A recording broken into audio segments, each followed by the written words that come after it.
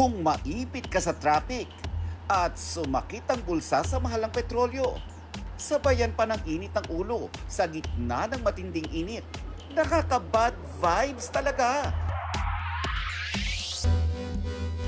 Pero ang TNVS driver na si John Michael Melo, good vibes ang paandar. Ang kanyang pampa-GV, mga freebie. Nagugulat nga raw ang kanyang mga naisasakay at napapatanong. Ay, may tindahan ka kuya? Ay, sorry po ma'am, sir. Hindi po yung tindahan. Isa po yung freebies para sa inyo po. Yan, pasasalamat ko po. Yun lagi ko po sinasabi.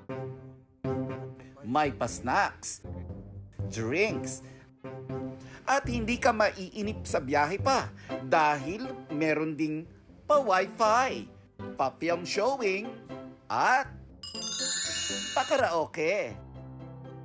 Alam mo naman sa ating Pilipinas, traffic talaga. So parang nagkaroon ako ng idea na parang ganyan na malibang sila. Kung mahilo, may gamot din dyan. Lahat ng ito, all in at all free. Talagang ang he went the extra mile. At ang kanyang good deed, puring-puri ng netizens. Sabi ni John Michael, ang lahat ng ito ay naging posible dahil na rin sa kanyang mga parokyano. Kamakailan lang, swerteng naibok ng inyong lingkod si Kuya Driver. Hindi ko naman po akalain.